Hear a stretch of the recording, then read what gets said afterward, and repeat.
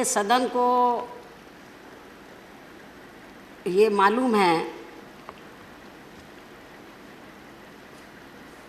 कि बाबा साहब डॉक्टर अंबेडकर के देहांत के बाद तो मान्यवर कांशीराम जी ने उनके इस मूवमेंट को आगे बढ़ाया, अपने जीते जी काफ़ी हद तक उसको आगे बढ़ाया। और उन्होंने ये फैसला लिया कि ये जो बाबा साहब डॉक्टर अंबेडकर की मूवमेंट है, इसको यदि हमें आगे बढ़ाना है तो बहुत कुछ त्याग करना पड़ेगा। तो उन्होंने ये फैसला लिया कि मुझे अपने जीते जी अपने रिश्ते नातों को, घर परिवार को दूर रखना है, कोई गृहस्थी नहीं बनानी है। उन्होंने पूरी ज़िंदगी लगाई। मान्यवर कांशीराम जी ने अपने जीते जी मुझे अपना उत्तराधिकारी घोषित किया। मान्यवर कांशीराम जी के जीवन संघर्ष से प्रेरणा लेकर, बाबा साहब डॉक्टर अंबेडकर के जीवन संघर्ष से प्रेरणा लेकर तो मैंने अपनी पूरी ज़िंदगी इस देश के दबे कुचले लोगों के लिए समर्पित की है। मैंने ये फैसला लिया कि मुझे ना कोई शादी करनी है, ना कोई परिवार बनाना है। मेरा पूरे देश के अंदर जो दबे कुचले लोग हैं वो मेरा अपना परिवार है। ये मेरा बहुत बड़ा परिवार है और जो मुझे आदर से बहन के नाम से सम्मानित करते हैं और हाउस के अंदर भी मेरा नाम कम लेते हैं, ज़्यादातर बहन जी करके मुझे सम्मानित करते हैं। मैं पूरी ज़िंदगी दबे कुचले लोगों के लिए लगाई, एक ध्यान होकर मैं लगी रहती हूँ। लेकिन माननीय उपसभापति जी, मैं बताना चाहती हूँ कि मान्यवर कांशीराम जी ने जब इस मूवमेंट को शुरू किया, पार्टी बनाई थी, तो उन्होंने ये कहा था कि यदि हमें अपने पैरों पर खड़ा होना है तो एक वोट और एक नोट।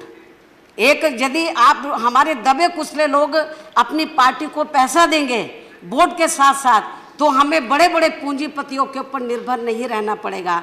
तो मान्यवर कांशीराम जी के दिशा निर्देश अनुसार पूरे देश के अंदर हमारी पार्टी बड़े बड़े पूंजीपतियों से पैसा नहीं लेती है। जो दबे कुचले लोग हैं उनसे पैसा लेकर इस मूवमेंट को आगे चला रही है और ये मूवमेंट आगे फल फूल रही है। लेकिन जो पूंजीवादी लोग हैं, जो धन्ना सेठ लोग हैं, जो पूंजीवादी मानसिकता के लोग हैं, उनको ये सब अच्छा नहीं लग रहा। और ख़ास तौर से उत्तर प्रदेश जो आबादी के हिसाब से देश का सबसे बड़ा प्रदेश है, और वहाँ पर जब उत्तर प्रदेश के लोग पार्टी का संगठन वहाँ भी चला रहे, पूरे देश के अंदर वो आर्थिक मदद देते हैं। और जब मेरा माननीय उपसभापति जी, मैं बताना चाहती हूँ, जब मेरा जन्मदिन होता है 15 जनवरी को, तो पूरे देश के अंदर तो बहुजन समाज पार्टी के लोग इसे आर्थिक दिवस के रूप में मनाते हैं। मैंने अपने लोगों को बोला, मुझे सोने चांदी मत दो, गहने मत दो, मुझे कीमती ऑर्नामेंट वो गिफ्ट मत दो, आपको जो भी कुछ देना पार्टी को आर्थिक सहयोग दो। आर्थिक सहयोग दिवस के रूप में मेरा जन्मदिन मनाते हैं। और पूरे देश के अंदर अभी यूपी में चुनाव के लिए कुछ समय बचा है, पूरे उत्तर प्रदेश के अंदर थोड़ा थोड़ा धन इकट्ठा करके वो पार्टी को देते हैं। लेकिन वहाँ पर जो भारतीय जनता पार्टी जो वहाँ पर सत्ता के सपने देख रही है, उनको ये सब अच्छा नहीं लग रहा।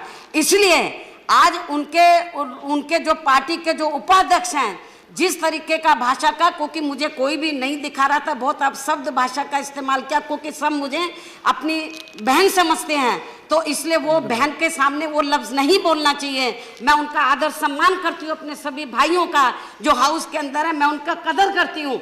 तो मैं समझ गई कि वो ऐसी भाषा का इस्तेमाल किया है जो मेरे संज्ञान में नहीं लाना चाहते।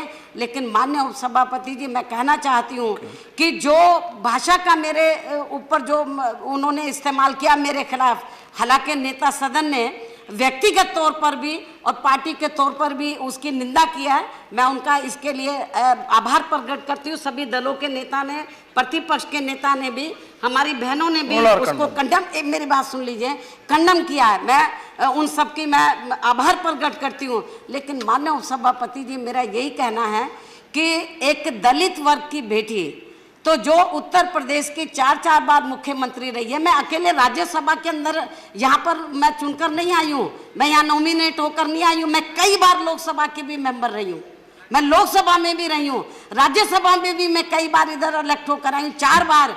मैं उत्तर प्रदेश की मुख्यमंत्री रही हूँ और मेरा अब तक का, जब से मैं राजनीति में आई हूँ, सभी दलों के लोग इधर बैठे हैं, नेता लोग, कोई भी ये बता दे आज तक मैंने अपने भाषण में, चाहे विपक्ष के लोग बैठे हैं या सत्ता पक्ष के लोग बैठे हैं, किसी भी, चाहे छोटा नेता बड़ा नेता, मैंने किसी को भी अपशब्द नहीं बोला है।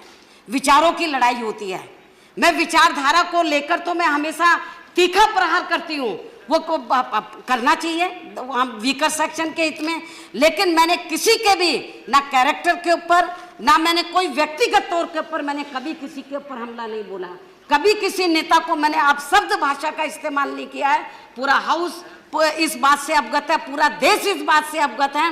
मेरे को बहुत से लोग कहते हैं कि बहन जी आपके बारे में ये भाषा बोली है, आपको भी बोलना चाहिए। मैंने बोला नहीं, ये मेरा कैरेक्टर नहीं है। ये जो लोग इस किस्म की भाषा बोल रहे हैं, तो जिन्होंने, आज मैं आपको बताना चाह रही हूँ माननीय उपसभापति जी, बीजेपी के जिस उपाध्यक्ष ने जिस भाषा का इस्तेमाल किया है, तो उन्होंने मुझे नहीं बोला है, उसने अपनी बहन के बारे में बोला है, अपनी बेटी के बारे में बोला है, उसने मुझे नहीं बोला है, क्योंकि पूरा समाज मुझे अपनी बहन समझता है। और मैं बताना चाह रही हूँ, जिसने भी ये बोला है उसने अपनी बेटी के बारे में बोला है, जो लोग मुझे नहीं बता रहे अपनी बहन के बारे में बोला है।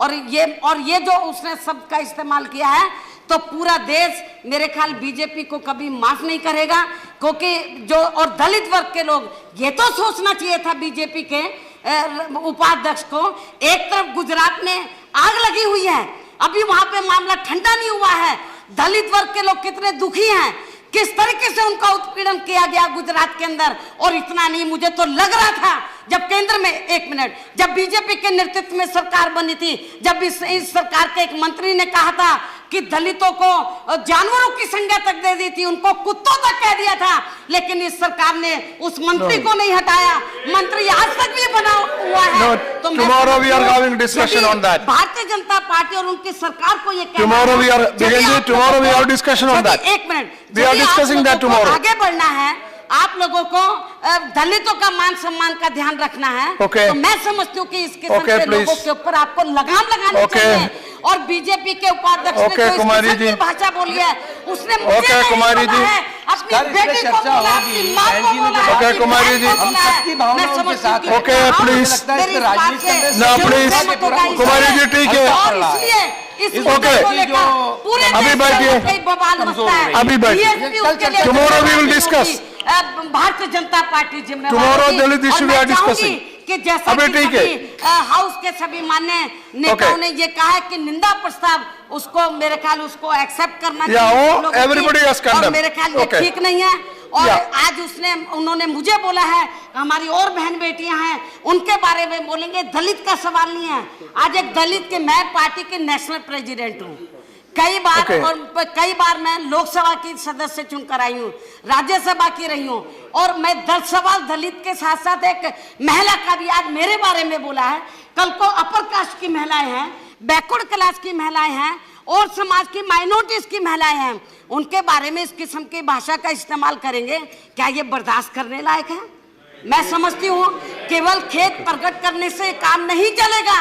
भारतीय जनता पार्टी को, नेता सदन को ये मेरा कहना है कि आज आपको माननीय प्रधानमंत्री जी के साथ बैठना चाहिए, आपका जो पार्टी का राष्ट्रीय अध्यक्ष है उसके साथ बैठना चाहिए, उसको पार्टी से निकालना चाहिए, उसके खिलाफ एक्शन लेना चाहिए, नहीं तो लोग सड़कों पे उतर आएंगे। मैं नहीं कुछ कर सकती। धन्यवाद। ठीक है, सुप्रीम कोर्ट ने ऐसा तमाचा मारा, शायद आइंदा ऐसी हरकतें वो कभी नहीं करेंगे, ऐसा मैं समझता हूँ। लेकिन फिर भी उनकी ये आदत है